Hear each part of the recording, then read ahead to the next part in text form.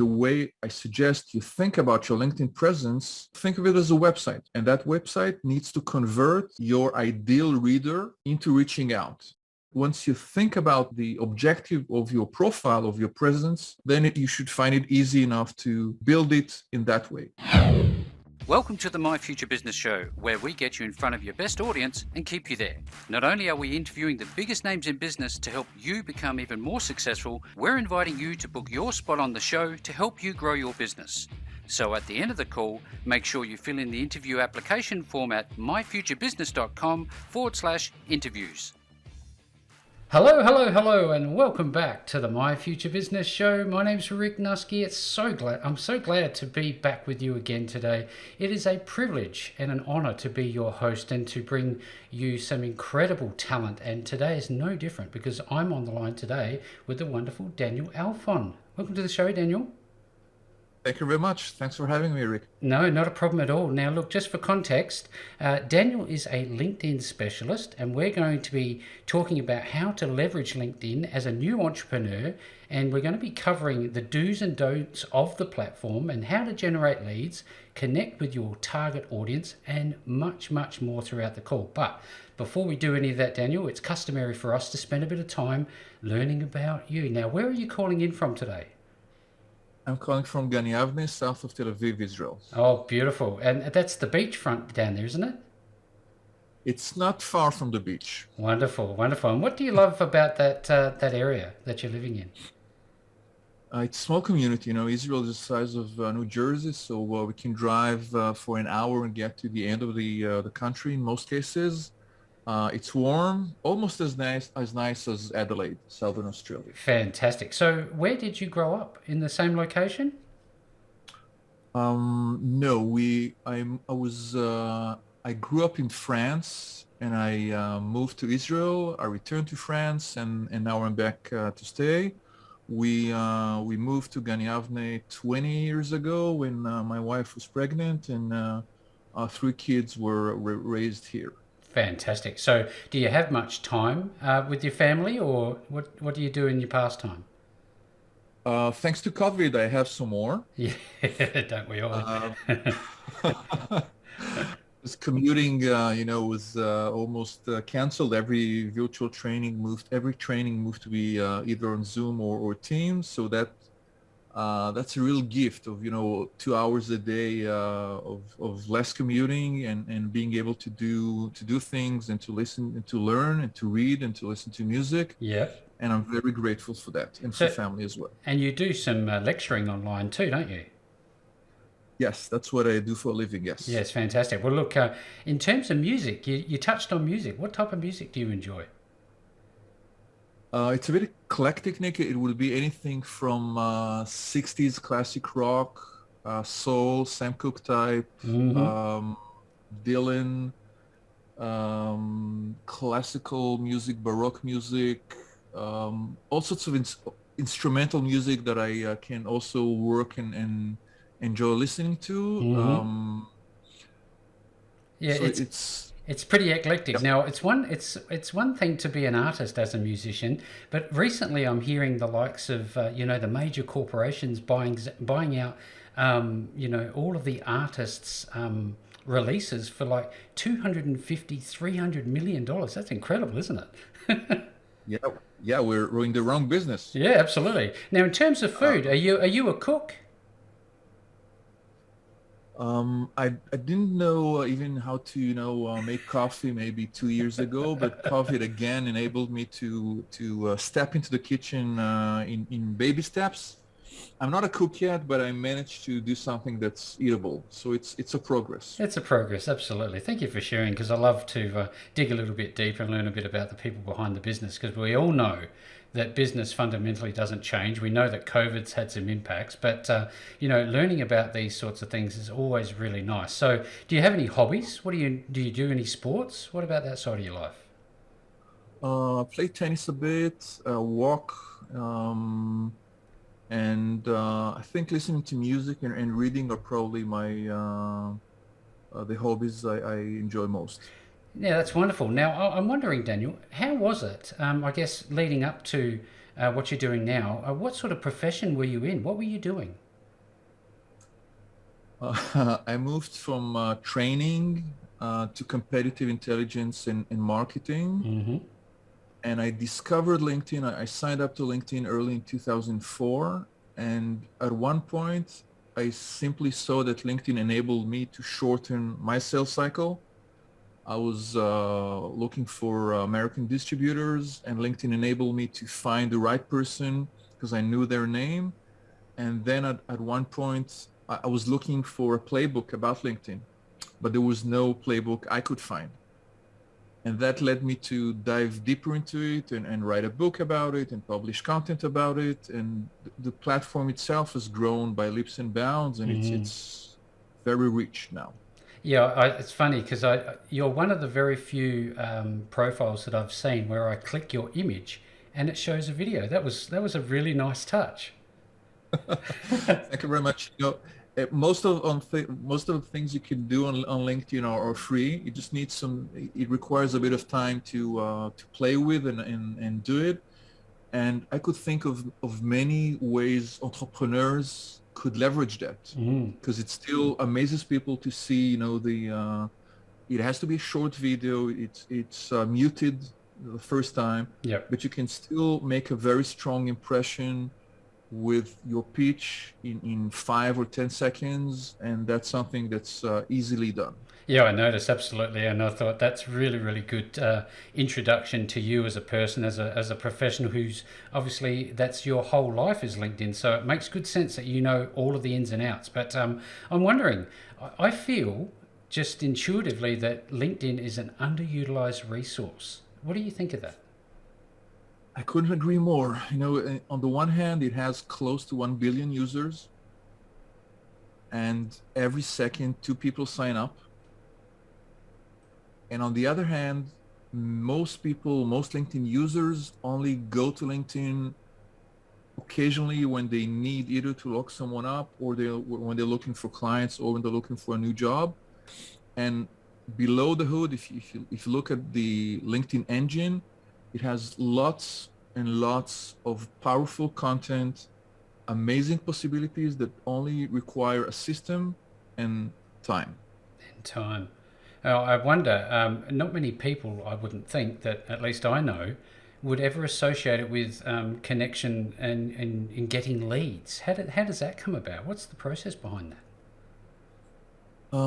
Before LinkedIn, referrals used to be one of the best ways we could have clients for thousands of years, for millennia. So nothing has changed. LinkedIn is just a tool. Yeah.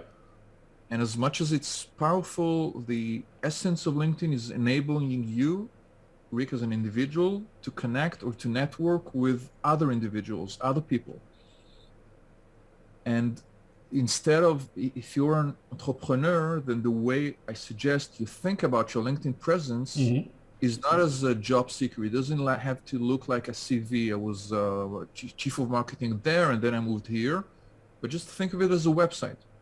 And that website needs to convert your ideal reader into reaching out, either downloading your app or going to myfuturebusiness.com or requesting an interview, anything like that. And once you think about the objective of your profile, of your presence, then you should find it easy enough to build it in that way.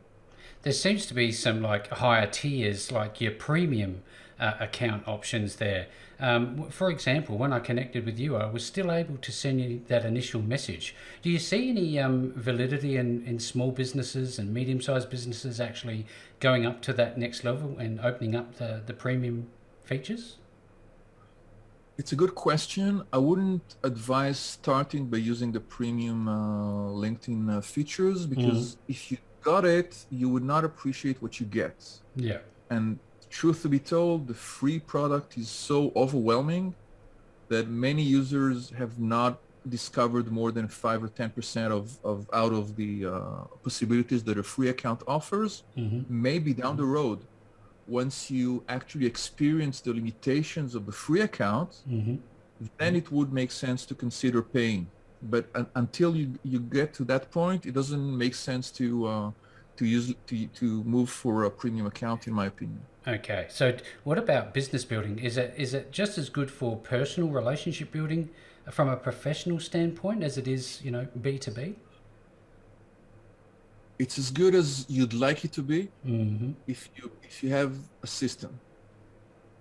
Yes, B2B is a strong component of LinkedIn, but even some B2C specialists could still use LinkedIn to target only B2B only B2B partners. Okay, so I was a video producer or a photographer or an editor, and I would work with individuals. Then the question to ask is can I find companies that would appreciate my skill set and pay me for what I know? And they would call it, maybe instead of just video production, it would be a video of the company sales meetings or the company products Mm-hmm. or something else. But you could certainly use your skill set in a B2B environment in most cases, and that will enable you to keep your B2C focus elsewhere, maybe on your website, and only present the B2B angle on LinkedIn. And that would be the best of both worlds. That's fantastic feedback. Thank you very much for sharing. Now, what type of businesses do you see using LinkedIn, and are there any categories of businesses or industries in themselves that benefit more than others? LinkedIn is one of those great equalizers. I've seen small, I'm based in Israel, startup nation, so we Mm-hmm. have, more unicorns since we started this conversation than Yep. maybe other parts of the world. Yep. And I see that some founders and some startup managers manage to leverage LinkedIn fantastically.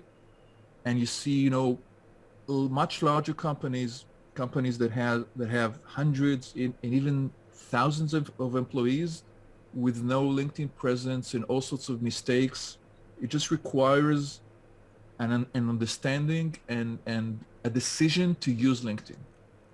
Do you think it And therefore that does that therefore make it almost mandatory for medium to large size businesses to have a LinkedIn profile? de facto it has become mandatory. Just one quick example: when Mm-hmm. you run a search for someone's name, Yep. then in 90% of the cases, their LinkedIn profile would pop up in the first page, and it's often in one of the very top results. So it doesn't matter if that manager of that person has not logged into in LinkedIn for 2 years, but when you run a Google search on that person, then LinkedIn will show up. The question we should ask ourselves is do we let LinkedIn use it, or do we as individuals want to decide what to show the world?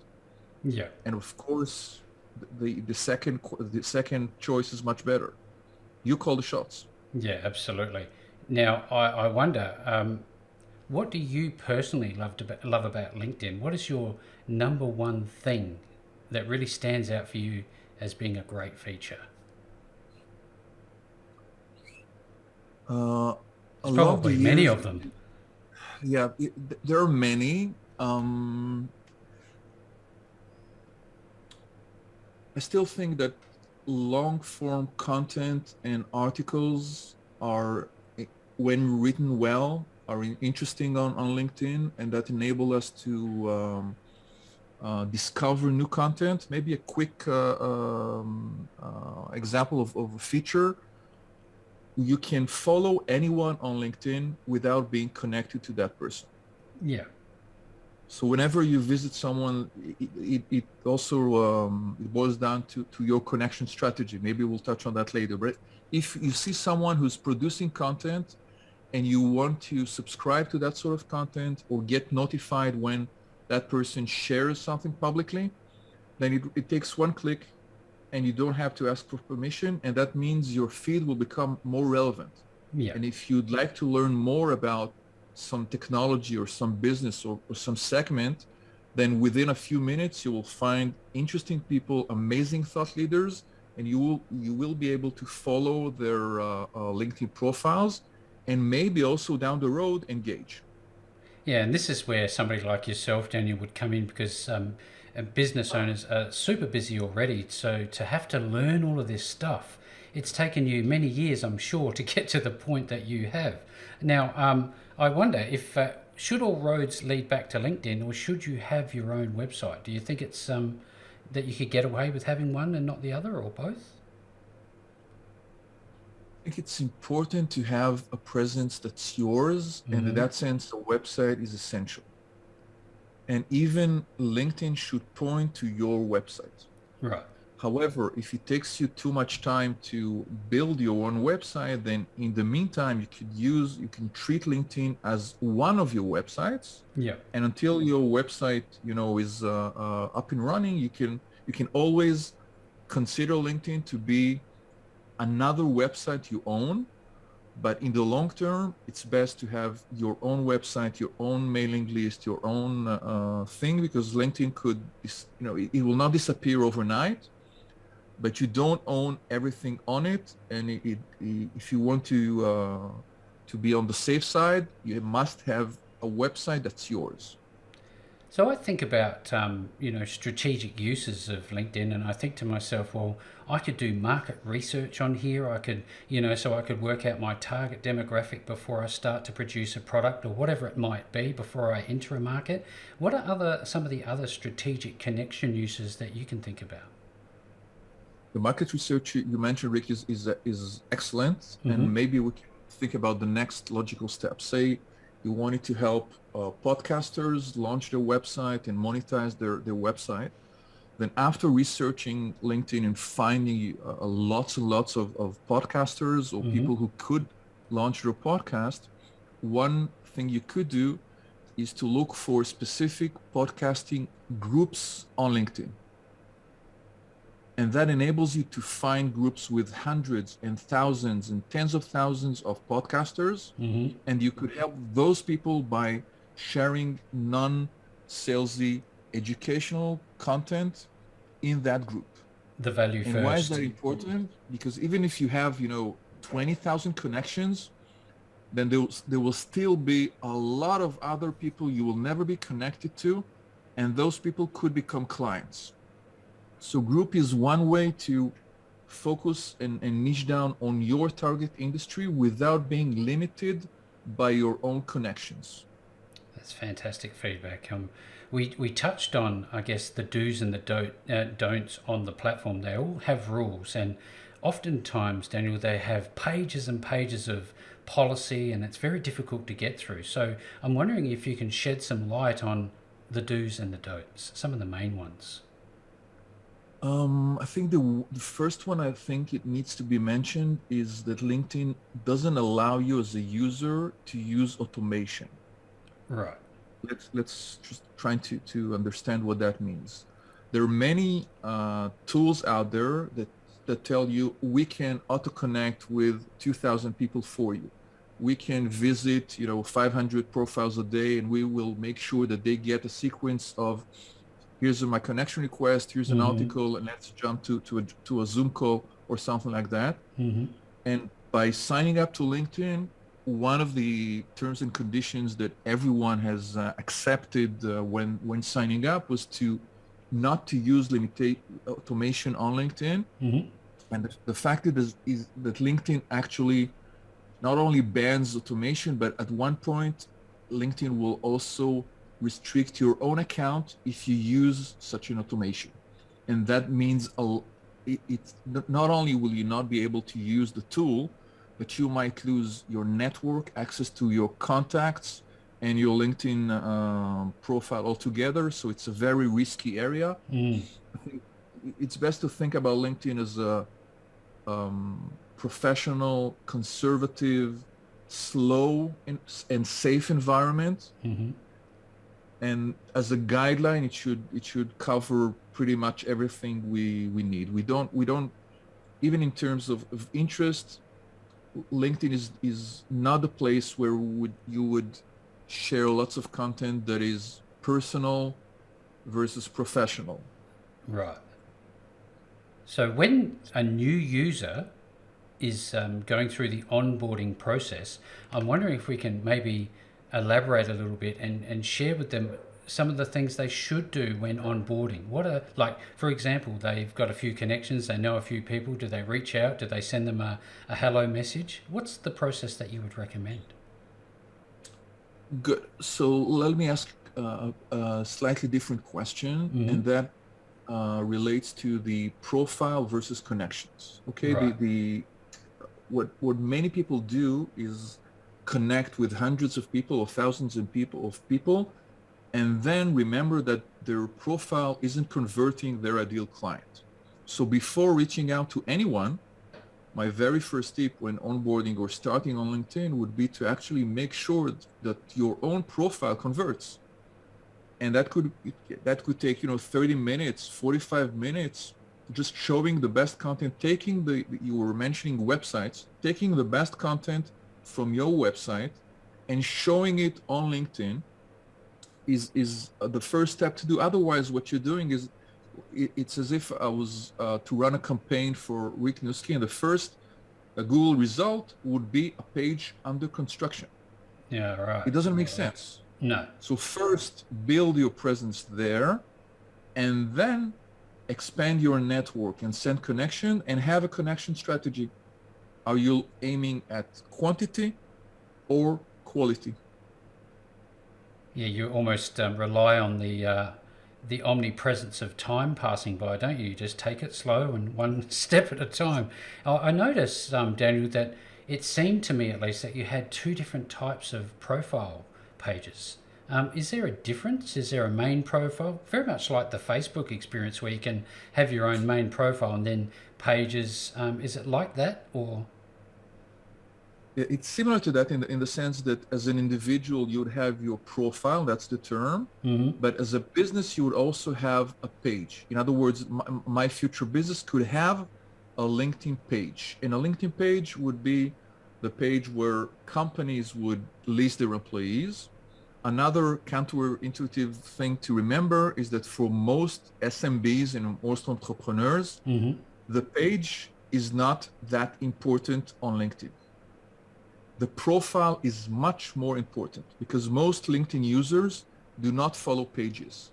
Right. Most LinkedIn users connect on an individual basis. So they would look you up, they would find you, they would send you, Rick, a connection. They would not follow my future business page because it's not something most people do. So don't worry about the page, start with your own profile. And once you have 200 employees, then make sure that your page shares something once a month. But it's not, if you compare it to Facebook, then the LinkedIn page is pretty static, and it's not where you should focus as an entrepreneur or even a small and medium business owner. Fantastic feedback. Thank you very much, Daniel. Now, I'd like to take a bit of a deep dive into the generation of leads on LinkedIn. I understand that there's a pay per click service in LinkedIn. Is that correct? Yes, LinkedIn offers a lot of ways to generate leads. Maybe one thing we could do is dive into the potential ways of generating leads on LinkedIn. Absolutely. Yes, thank you. Cool. So there are six main ways to generate leads on LinkedIn. Five of them are free. Let's really mention them quickly. The way you could market on LinkedIn is either through active referrals, that's the first method, or connecting and nurturing those relationships, that's the second. Attracting people with content, that would be the third. Events, virtual or physical events, paid advertising, and transforming splash posts. So all in all, the acronym would be ACCEPT, ACCEPT. Right. Each of those is viable. Each of those could lend you clients. The worst thing to do is to jump from one method to another because it takes time. Again, one is based on the fact that you know your network well, and the second is based on having 30,000 connections. So you would not have enough time to generate leads if you moved from one system to the other. And maybe one thing you could consider is having really analyzing what you're looking for, the number of clients you're looking for, whether they're active on LinkedIn or not, how many clients, how many inquiries can you handle? Yeah. Are you in the mass market, or do you only want them to download something, or is it a consultative sale? Is it an expensive product? Do you need to onboard them manually or individually? And that will also affect your choice of generating leads on LinkedIn. Mm-hmm. The frequent method that many marketers use is cold connecting, and then having a series of messages through LinkedIn or outside of LinkedIn. That method has backfired for many of them. I bet. Because we don't like to be sold to, and we sense the automation, and it's no longer effective in my eyes for many companies. There's definitely some rules around where you send people to, especially if it's back to your website and say it's a landing page. Do they have tight policies on what type of page you can send them externally to outside of the LinkedIn platform? What LinkedIn does is penalize you if, let's discuss maybe sharing on LinkedIn. Mm-hmm. Let's say that you have two options. One is to write an article or post with, say, your insights from a recent interview you had, and you interviewed Paul Farija, and you understood that the story with a capital S is something that many marketers could benefit from. Right. But you could also just link to the episode and send people away to your podcast. LinkedIn will penalize that second approach because LinkedIn simply wants people to stay on LinkedIn. So if you only share external links, LinkedIn will limit the number of people who will see that update or see the fact that you shared it. Algorithmically. So there are lots of ways around this. The usual way would be to write something and then post a comment, and the first comment would have a link going back to the episode or going back to the podcast. Mm-hmm. Nothing, there are pros and cons for each. For both. But LinkedIn likes it if you manage to keep people inside of LinkedIn. So one way to do it is to use a quote from the article, or if you go back to the interview you had with Audrey Kirchner about her website building and her rebranding, Mm-hmm. then you could simply have an image of your guest with a quote or two, and that could be powerful enough for LinkedIn to show it to many people. And in some cases, some of those people will go back to My Future Business and listen to the podcast, or you would separate the insights Mm-hmm. and sharing the link to the actual podcast. That's what I love doing. I love to use an image of the latest interview and it's posted onto the site, because I know that there's a lot of people on there that see them and they get a lot of value. But I also would love to get your take on video on the platform. Does that sort of suffer the same thing if they're playing the video on site?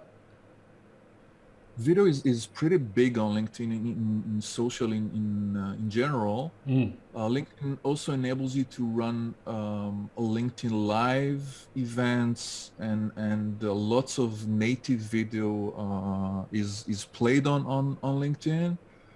I think video should be part of your content strategy if you produce content.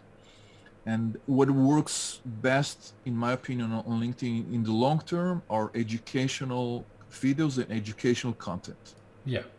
So just think about the problems your ideal client is trying to tackle and trying to answer, and find ways for you to inform them without being too salesman. Because you've walked that path before, and you know the questions they ask themselves. Mm-hmm. So you could produce content, either video or post or articles, that will guide them to make a better informed decision about the next step, about launching or about pivoting or about growing their business. And once you become their trusted advisor, then you'll not have to tell them that they can order services from you. They will become the buyer instead of you becoming the seller. I was very fortunate to interview Ari Galpa.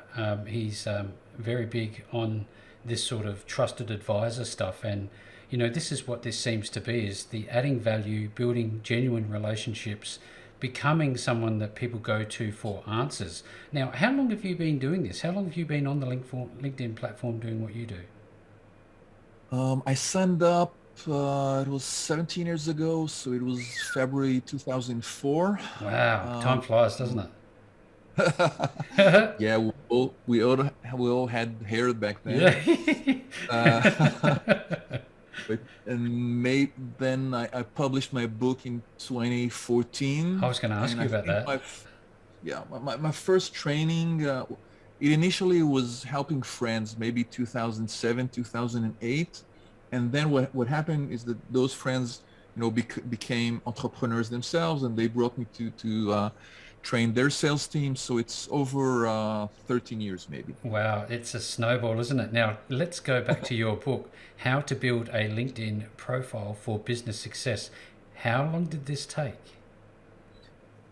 Um, I've never told anyone this, but the reason I wrote the book is that I went to Amazon to order a book I wanted to read, and then I had some pop-up saying, "Are you an author? Click here." And then I saw that the process of uploading a file was really simple, and I said, "Okay, I could do this." And I imagine it would take me maybe 3 weeks. I had everything in my mind, and it took me probably closer to a year and a half. Oh, wow. Um, because writing, I did write pretty quickly, but I wanted to edit it and improve it and add screenshots and make the sequence a lot more intuitive. So rewriting and editing took a lot of time, but I think the end result was more user friendly and enable readers to really improve their LinkedIn presence without being overwhelmed. Yeah, it's a real credit to you, because I know full well how much of a challenge it is to take an idea and actually turn it into a useful, and I emphasize useful, book in nowadays, especially with something like LinkedIn. Now, I'd love to, if we could, Daniel, to switch over to your professional services and talk a little bit about what it is that you actually do for your clients. Excellent. With pleasure. I do everything that LinkedIn enables my clients to do. So the first question would be, can you explain or can you identify the sort of client you're looking for? Because if you cannot do that, then LinkedIn will not help you, and I'm afraid I will not be able to help you a lot. But if you know what services you'd like to offer, and if you manage to define your ideal client, then we would walk through a couple of questions and analysis and seeing what the current situation is and where you'd like to be.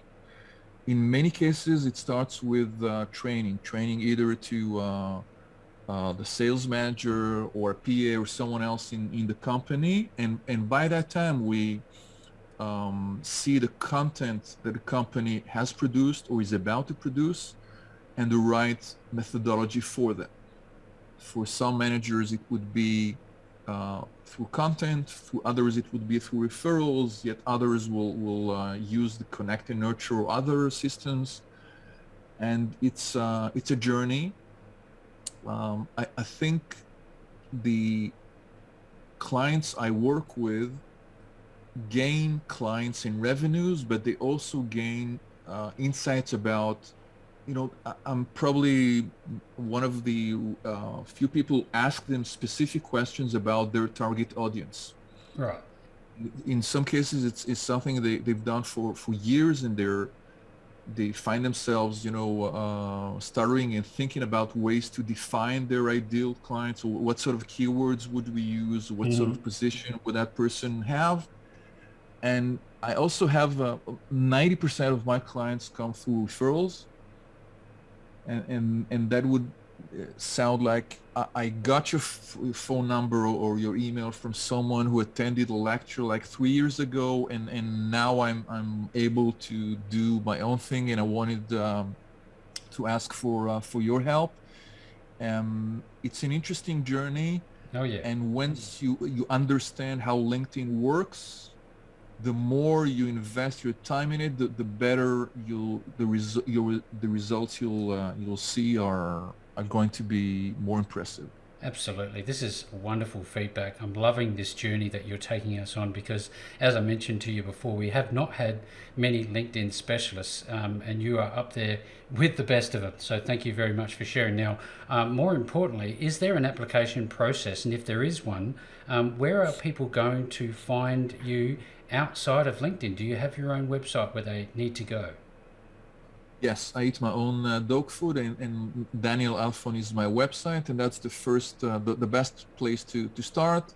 There's a lot of free content there, articles, a giveaway, a freebie about your LinkedIn headline, and a messaging system that enables anyone to get in touch. Thank you very much for this. Yeah, no, look, it's an absolute pleasure to have been able to spend some time with you. Everybody who's on the show today would have definitely taken some tidbits, some nuggets of gold, as it were. And so if you're on the call today and you're interested in LinkedIn, I'm certainly sure you should be, you can visit danielalfon.com. I'll be making sure that link back to Daniel, and as well as go check out his profile on LinkedIn. Should be an obvious step from this call forward. So with all that being said, Daniel, thank you so very much for joining me on the My Future Business Show today. Thank you very much, Rick. It's been a pleasure. Thanks for joining us today. If you enjoyed the call, then make sure to subscribe, leave a comment, share us with your friends, and book your spot on the show at myfuturebusiness.com/interviews. And if you're looking for solutions that will help grow your business, then visit myfuturebusiness.com/shop.